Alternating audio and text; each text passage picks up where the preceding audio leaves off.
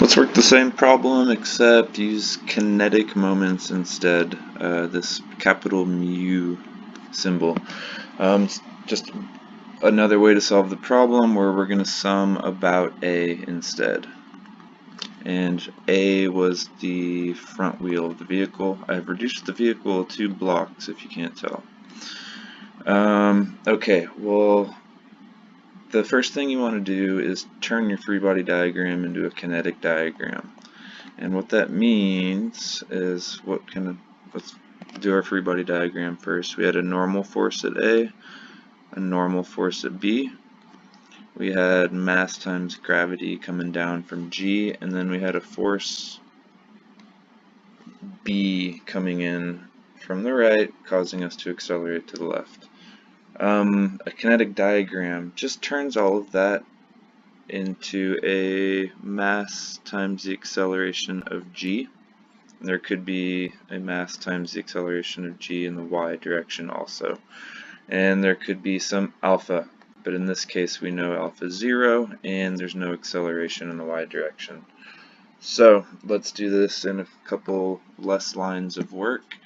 I'm still gonna look in the forces in the x direction. We have from before 0.25, the coefficient of friction, times the normal force at B. And that is equal to its mass, 2,000 kilograms, times the acceleration at G. That's what we're looking for if you remember.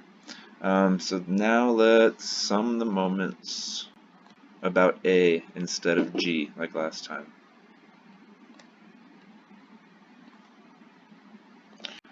So we're gonna look at the front wheel where it's making contact with the ground, and that allows us to eliminate the force at A, or the normal force, automatically, as well as our force B, because those are concurrent. This goes through A, this goes through A. If the forces go through the point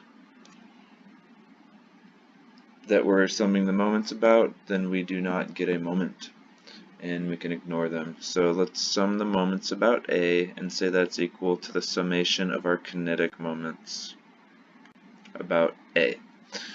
Okay, we can say we have a normal force at B, and that acted, this is a full 2 meters now away.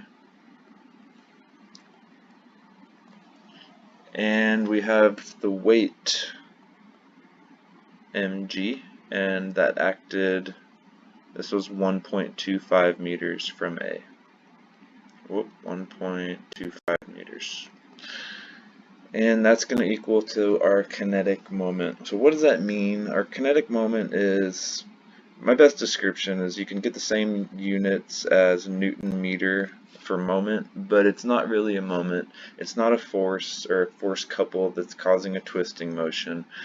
It is a mass times the acceleration. This is our thing we're going to call the force, and that is our mass times the acceleration of G in the x direction.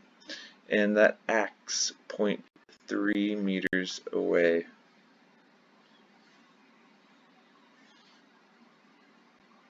So that is the height. Get a different color. 0.3 was the height from the center of gravity G down to A. Alright, we have one equation. We have 2 equations. You can put 1 and 2 together and figure out the same answer that we got last time, that the acceleration of G is equal to negative 1.59 meters per second squared.